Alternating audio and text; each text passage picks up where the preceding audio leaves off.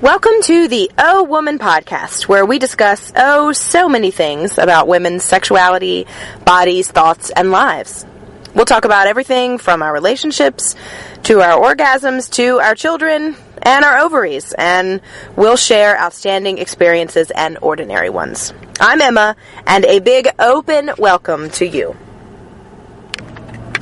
This is episode 3, and our topic today is the myth of not being able to have an orgasm. And this is exactly what it is, a myth, and so that's why I wanted to stress that in the title of today's discussion. It is a myth. So here's the reality. You can have an orgasm. Why is it that you would think that out of all the millions and millions of women in the world who have orgasms, you would be someone who couldn't? Now, I'm not saying you're not having them now. I'm not saying that you're having them now. I'm not saying that it's easy. I'm not saying that it will happen immediately. But it can happen. You may have had them in the past, and maybe you're not having them now. Or maybe you are totally new to the sex scene, and you've never really had much of a chance to figure out what they are. Or maybe you've had decades to do it, and you still can't get to where they are very achievable. Or achievable at all. And yet, it is still a myth that you cannot have one. You can have one. Your body was designed in a way to where you can have them. It is true. I'm here to say this to you. It is possible. It might come in an unconventional way at a strange time after a lot of emotional and physical work, but you can still have them. This is one way in which you are not that unique sexually. Everybody in all other aspects of their sexuality have super unique things about them that are special and interesting and exciting.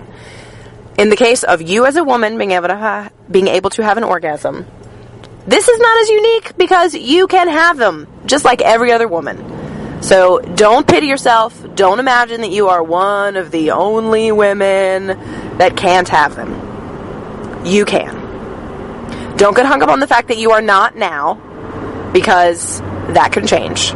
Listen further. So maybe you previously believed that it was impossible for you to have an orgasm. Or maybe you just decided that after years of trying or of inexperience, of not knowing really what to do.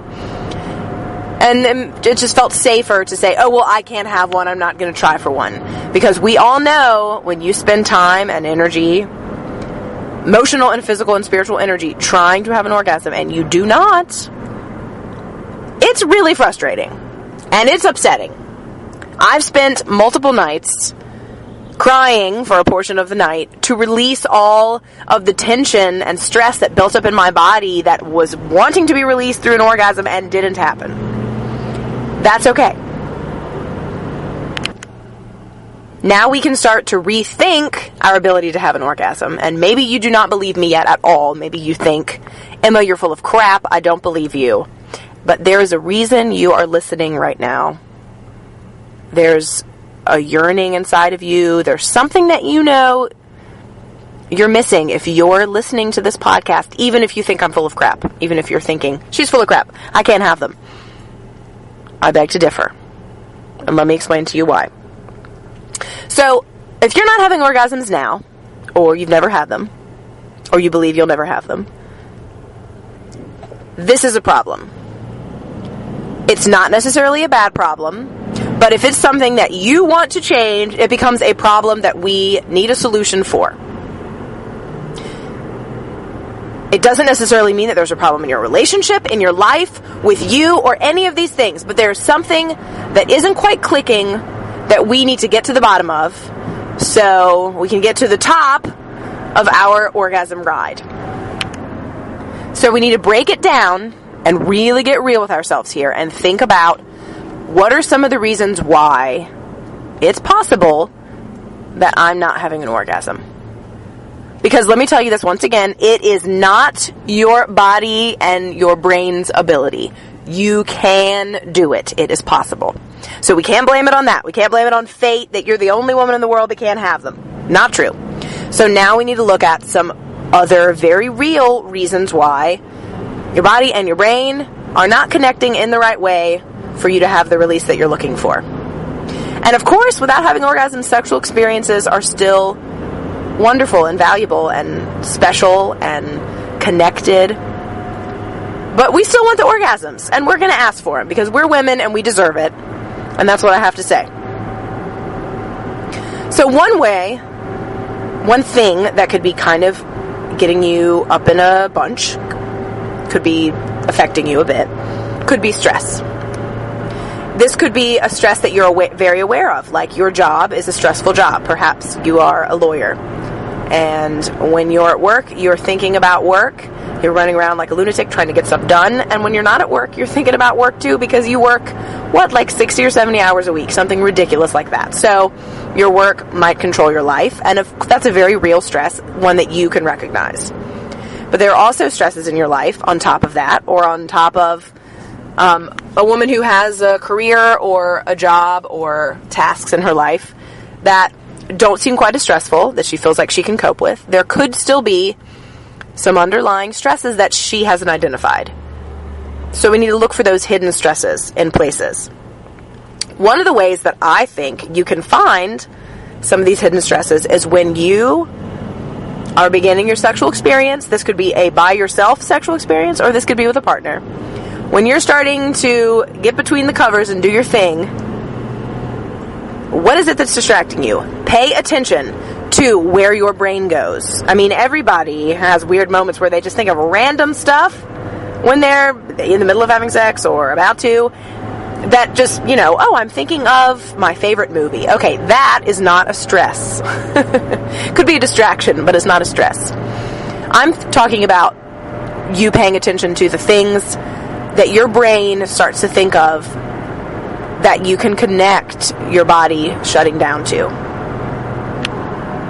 For example, planning a wedding is supposed to be a really fantastic, exciting, sexual, sensual, beautiful, everything is fantastic time, and yet it just isn't. You're more inclined to argue with your partner, things like that. I just got married, and Jason and I did pretty well getting everything together. But the month before the wedding, I was not really interested in having sex. It was really hard for me to cut my brain off of all the to-do lists I had going to actually be in the moment. And it wasn't just that I was distracted, it was that I was stressed out about these things. And I would notice something, I have to do this thing. That would pop up in my mind in the middle of an important sexual moment. We're getting in the mood. And my brain would pull it up out of the abyss and dangle it in front of my sexual self, and it would be a mood killer. Everything would implode. It'd be like, well, my body doesn't work. I feel like a brick woman. Great. So, some things you might not know if they're stressing you. So I want you to look at what kind of ideas pop up in your head in the middle of getting sexual. So that's one way to notice that. How you address those things is entirely up to you. I always advise women to talk about it. Talk about it with the person or a trusted person. Talk about it with a person that's perhaps stressing you out, or if it's a topic or an activity that's stressing you out or a task, then talk to someone about it. Figure out ways to kind of unpack the stress and break it into pieces and make it more manageable so that it isn't this massive hanging black cloud over your weeks and days, which include your sexual experiences and your overall mood. Another thing that could be affecting your sexual functioning for yourself is medication. What medications are you taking? I know some women that when they take certain birth control pills, they're just not in the mood. So even if they feel emotionally in the mood, maybe their body is not doing what they wish. Their body's doing strange things. Everybody has days where your body does really bizarre stuff and you don't know what is going on. You're like, where did you decide to do this? Why are you doing this? And sometimes those can be positive things like, oh, hey. And sometimes those can be totally negative things. But it could be a birth control thing, so think about that. If you just started in a new birth control or stopped taking birth control, at least hormonal birth control, I advise you to always use birth control. in some form. Whatever you want to use is up to you. But better safe than accidentally pregnant and, having to deal with that sort of an issue. It's very complicated. So it could be birth control, or it could be just any other medication. It could be an antibiotic. It could be a mood enhancer or changer, like an antidepressant or something. I've never taken that, but I definitely have spoken with women who have noticed a change in the way they feel about sex and the way their bodies feel about sex. And so that is definitely something to look into. It is up to you what you want to do about mixing the medication with some natural alternatives, or continuing the medication or not, based on what is important to you in your life right now. But just make sure that you make an informed decision. I am by no means a medical professional or anything like that. I'll probably say stuff that makes it clear my opinions about things, but I am not a medical professional, and so you always need to speak with someone you trust who has the qualifications to give you answers that you can rely on. Another thing that isn't exactly the same as stress that could be affecting you could be just being preoccupied. I know that myself, I have a tendency, because I am a really in-control personality, and I always want things to be organized and ready to go and together, that I can really find myself to be preoccupied in a lot of situations, not just sexual ones. So I'm trying to watch a movie, and I'm still trying to multitask, and I'm preoccupied about this other thing I want to do. And then it ends up that I have messed up both of the things I was trying to do, both movie watching and doing this other thing, because I didn't fully experience one of them in the moment. So I half-assed both of them, and now it sucks my experience that I had with both of them. So it's not the same thing as stress, because being preoccupied about something is something you can change, in my opinion, a lot easier than being stressed about something. Because stress, I feel like, builds over time, and it becomes sort of a chemical thing in your brain that your body, you keep relying on stress, and you keep thinking about a certain topic and you stay stressed. But being preoccupied requires you to rethink what you're doing in your mind. So I am now going to let go of these other things that are bothering me. It might not even be something bothering you. It could just be something you're dwelling on and thinking about. And it could be totally frivolous, goofy stuff, or it could be very real worries or fears you have about sexual situations. And if that is the case, I am advising you to think about my advice about naked time. But the bottom line is, you can't go into a sexual experience being preoccupied and emerge from that sexual experience getting and giving what you felt was the best. You can't do that in anything in life. If you've ever had a child, think about the birth experience and how there was no way you could think of anything else except having a baby and all the stuff that goes with that. You can't think about what are you having for dinner. That is so out of your radar. It is not even important. So you need to start thinking like that. You need to start realizing that what's happening right now is an important emotional and sexual experience. And if I half-ass this, I'm going to keep half-assing it and keep half-assing it. I need to buckle down, think about in what way I am gypping the sexual experience, and perhaps you're sort of self-sabotaging by being preoccupied. There might be fears you have about what is happening or going to happen. So you are kind of letting yourself sabotage the situation by being preoccupied, or you're letting yourself tell your partner, oh, I don't feel like it because of this. I mean, it's valid, totally, to not feel like doing it. But in cases where you wish you wanted to, or you really want to, but you're scared, stop making excuses. Being preoccupied is one of the best ways we can make excuses for ourselves without feeling guilty and without feeling like we're being a wuss. Sometimes you just gotta stop being a wuss. So stop being preoccupied about stuff. Let it go. If it's that important, go do it. And if it isn't, then you got to get in the sexual zone. One or the other. Referencing a previous podcast, Another thing I would say is, if you're having issues, having problems getting in the mood, getting in the right space for your best sexual pleasure, I challenge you to do more naked time. Now, first of all, have you completed your therapeutic naked time is the question.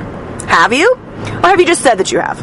Or have you just listened to what I said about it in my previous podcast and thought it seemed like a good idea, but thought, I can skip that. You know, it's not a big deal. Like, I don't think that's my problem. I don't think that would really help me.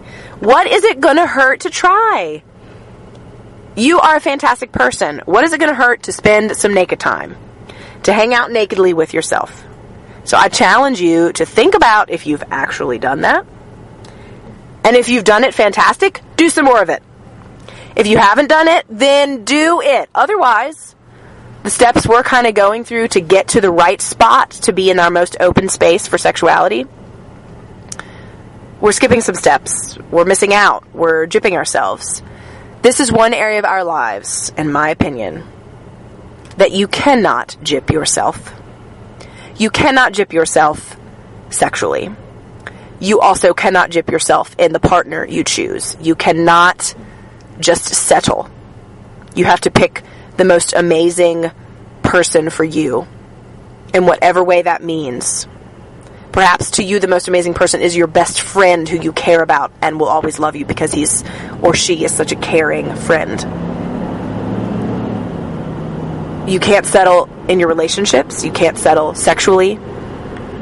And you definitely can't settle in what makes you happy and what makes you feel like who you are as an individual, as a citizen of the universe, as a woman, as whatever you identify as. Whatever's the most important labeling to you. You cannot settle. And since we are animal sexual beings with a lot of spiritual, emotional mixed in, and that has a big, huge part of our identity wrapped up in it, you cannot settle sexually. It's all wrapped up together. So you start gypping yourself in one area, you start gypping yourself in a lot of other areas because it's all one big sphere of connection of who you are and what you deserve. You deserve it all. And you have to start saying that. You have to start telling yourself that, asking for it, and being okay with that. So I would say during naked time, I'm challenging you to complete your naked time and to do more naked time. Making sure that you are thinking positively about yourself during naked time is going to be a big second step in naked time. Naked time is not going to be very valuable if you sit there and feel, I don't like that about myself the whole time. Even if you feel that way going into it, like I said in a previous podcast, you're going to change your mind eventually because you're going to get so used to seeing yourself that you're going to see beautiful things about yourself. Not only do I know that will happen, I also challenge you to verbally say these things to yourself.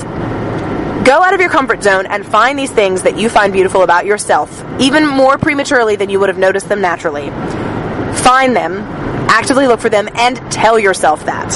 Think it in your head, say it out loud, touch yourself there, do it, because this is part of naked time.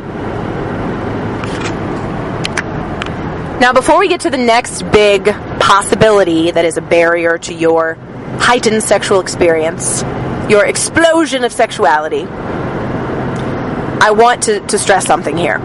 A lot of women think that if they can't have an orgasm, or they're not interested in sex for this period of time, or maybe even if their partner, especially if it's a male, is not really, very erect or turned on or interested, that they think it has to do with them.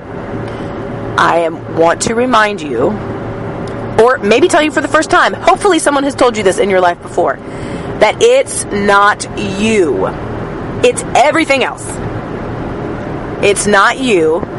It's everything else. It might be what your brain is doing, where you're letting your brain go, stresses, different things, but those things do not combine to equal you.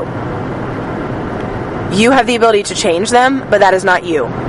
There's not some innate issue with your ability to be as sexual and as together and as sexually successful, whatever you want to call it. Okay? It is not, you do not have an innate flaw. It is not the case. You have an innate, amazing ability, and that's what we're trying to get to here. So I just want to remind you of that as we start to segue into another thing that could be a potential barrier, which is your partner. So since I'm a straight woman, and I'm married to a man, and I've never been with a woman, I've only been with men because I'm just attracted to men, I'm going to talk about it from a heterosexual standpoint. But I know that this can be applied to other sexual situations too, because it comes from a place of two people connecting sexually. So the body parts don't matter as much as what is going on between you. You need to think really hard, if you've gotten past all the other things that could be going on with you, about your choice of your partner. Because there's a bottom line thing. It is the truth that if you're having some trouble having an orgasm and feeling comfortable sexually, it could have very much to do with the partner you've chosen and how comfortable you feel with that person. Now, that could just be because the relationship is new and you're not quite there yet. But it also could be because some part of you understands that you can't open up to that person enough and be safe. Or at least fears that you can't open up to that person enough and be safe. And this is where an open dialogue is going to have to begin. First with yourself, talking to yourself and actually analyzing what you feel about your partner and realizing, hey, maybe I just don't trust him. I don't trust him to love me anyway. I don't trust him to go with my sexual energy. I don't trust him to be selfless sexually when I want him to try to get to the place where I can have an orgasm. I feel nervous about what he would say to me if I asked him to do this or that, or if I did this or that. That's a trust issue, and that's an issue with your partner.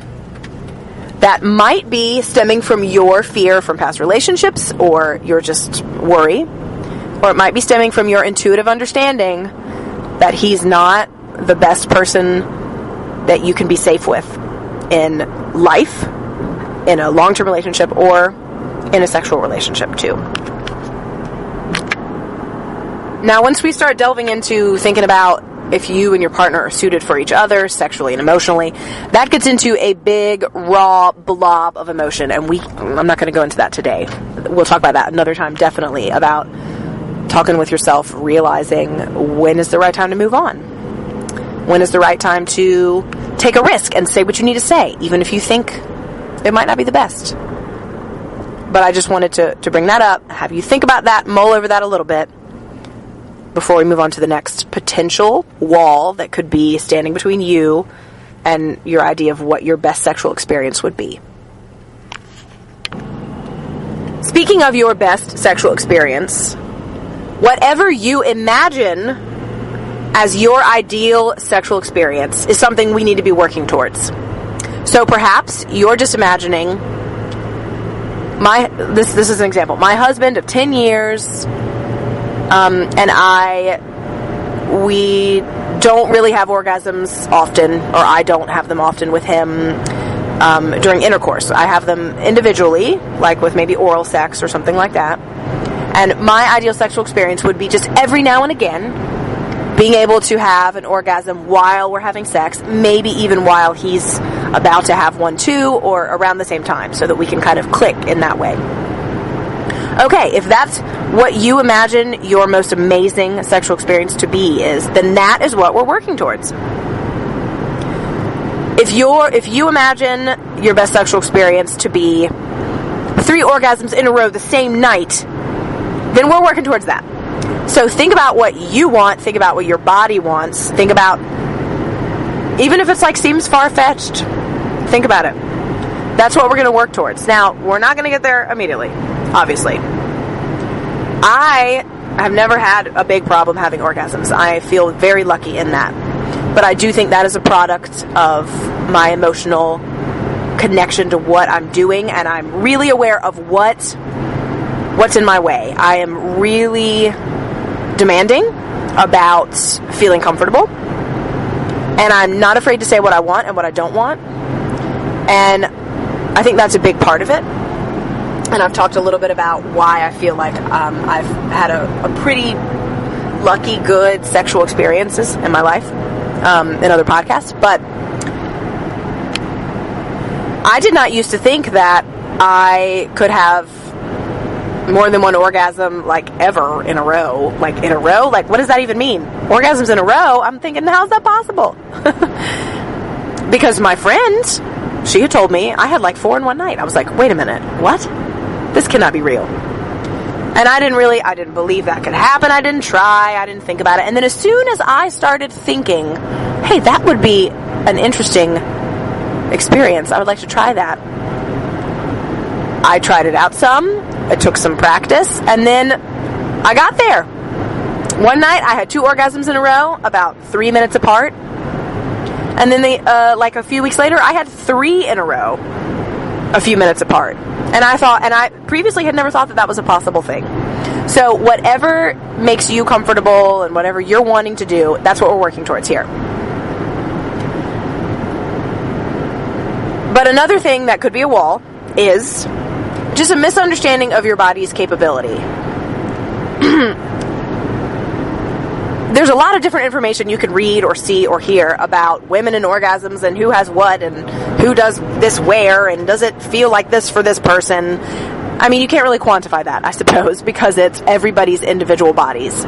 Like the way having a baby would feel for women. It's just such a unique experience inside your body, it's hard to fully explain. And there are a lot of patterns that you can follow and connect. But it's hard to say what's really going on. It's different for everybody. But something I've read that makes a lot of sense to me is just a general breakdown of most women's orgasm, I don't know, not agenda, but orgasm profile, I guess is what it is. Approximately a third of women can have an orgasm during an intercourse experience. Like, pretty much just during intercourse, no extra things going on, except little things like doing a good position for you and things like that. About a third of women can have them during sex, but also with other things being stimulated at the same time, with maybe hands or different rubbing, things like that. Maybe their own hands involved too. And then about a third of women don't have them during a sexual experience, that is an intercourse one. They have them during another sexual experience, like oral sex or using hands on each other, things like that. And that's just easier for them, and that's more comfortable for them. So these are the sort of the thirds, the breakdown of women and their sexual orgasm profile. So knowing what your body is inclined to do is a really big thing here. For example, I rarely have clitoral orgasms and not really that interested in having them either. They're not something that feels like the thing for me to do. One of my friends has never had a vaginal orgasm. I mean, of course, these are all orgasms to me. They're on the same spectrum of orgasm. They just, one is more here, one is more there. It's a spectrum, of course. But I know that mine are definitely more vaginal. And hers are not vaginal at all, she says, in her description of it. And way more clitoral. And so she does not have orgasms during intercourse. She has them in other situations. And she's perfectly fine with that. That is her thing. She is good at having them in that way. She perfected the art, and then now her husband has perfected the art. And so that is her thing. And my thing would be having them more vaginally, on that vaginal spectrum of orgasms. So this is about knowing what your body kind of has a tendency to like, or has a tendency to experience also. So if you think that your women are supposed to have orgasms when they're having intercourse, but your body isn't really into it at that moment, then that's not the direction we need to go down. We need to go down the direction that feels physically good for you. And that's where we need to begin. And we need to follow that down the rabbit hole and continue on. Because nobody is the same sexually. And we have to recognize that. But everybody's equal sexually. One is not better than the other. It's just, for you personally, what's the best.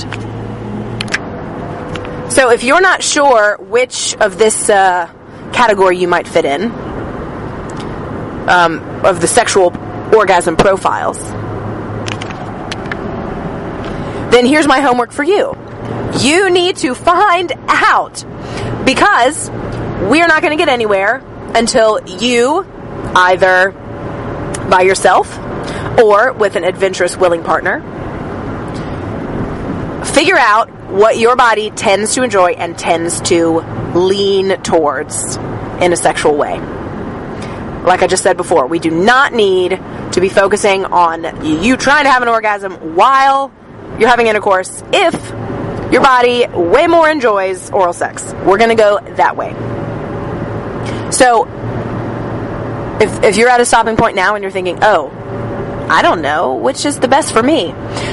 Time for you to do coolest science experiment you're ever going to do in your life, which is hang out with your crotch and or have your partner hang out with your crotch and have a lot of crotch parties in the next few days or few weeks to figure out what it is that is your favorite thing. Now, if you still don't believe me about your innate, wonderful ability to have an orgasm, I would like to tell you a story that will give you hope and will give you heart. A woman I've spoken to multiple times throughout the course of her sexual life started off her sexual experiences at a normal age to, average age to start having sex, and never had any orgasms of any sort until, I would say, probably a decade after she first started having sex. And I remember early on in her sexual life, we would have discussions, and she would relay to me that she thought she just couldn't have them. And so at a certain point of trying to have them a little bit while actually having intercourse and sexual relationships with the men she dated, she gave up. Because, number one, she didn't want to seem like she didn't know what to do with her body to the men she was with. Even her trusted long-term boyfriends.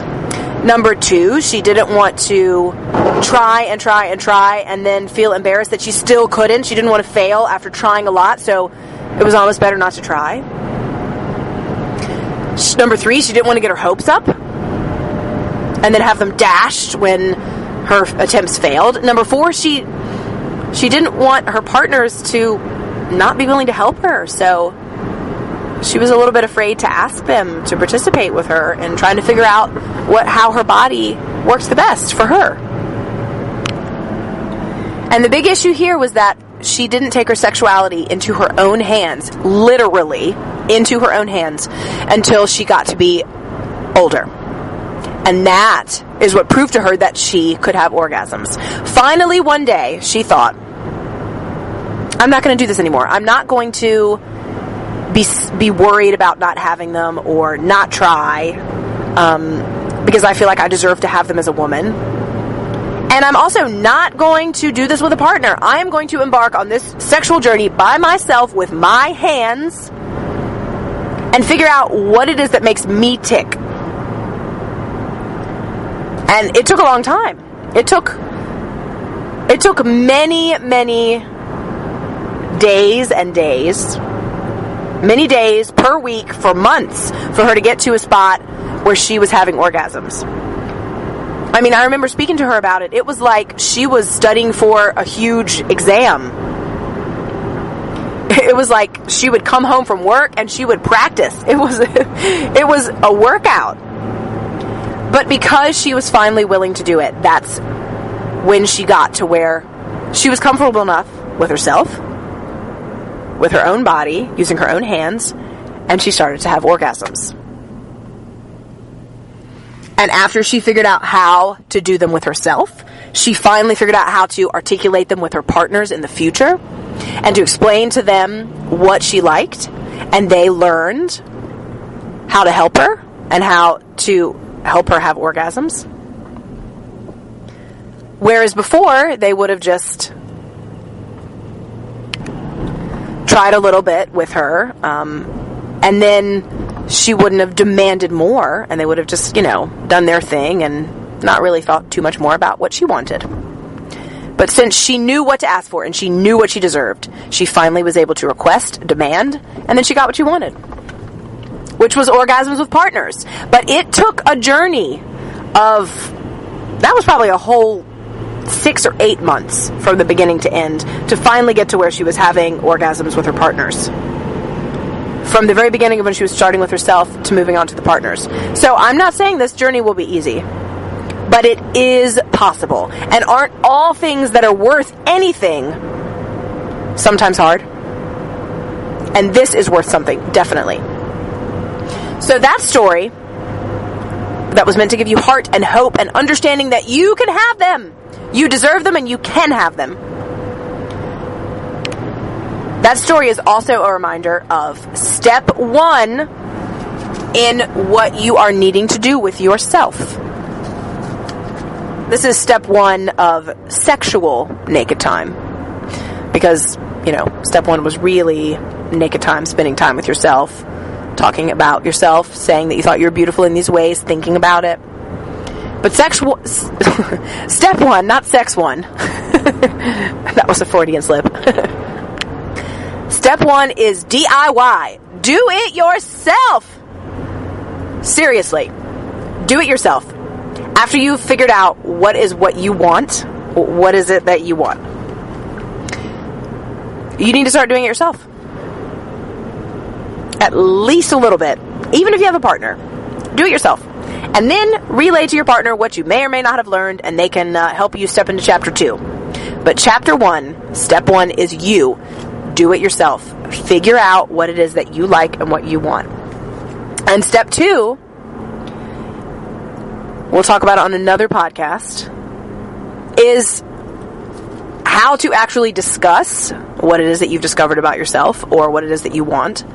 How to discuss this with your partner, because sometimes that can be a sensitive topic. It might make them feel kind of like unnecessary if you've discovered how to have orgasms without them. Or it might make them feel a little like frustrated that they aren't as central to your sexual experience as they thought. And they are, but you're just trying to get the raw materials moving, and you're trying to get all the pieces working the way you want them to so that you can experience the sexual connection that is also so valuable to us. So think about that. I'm advising naked time. I'm advising discover what you like time. And I'm advising no more wasting time, because this is an important thing in your life and you deserve it. Thank you for listening today. Join us next time on the O Woman podcast. I'm Emma. Bye.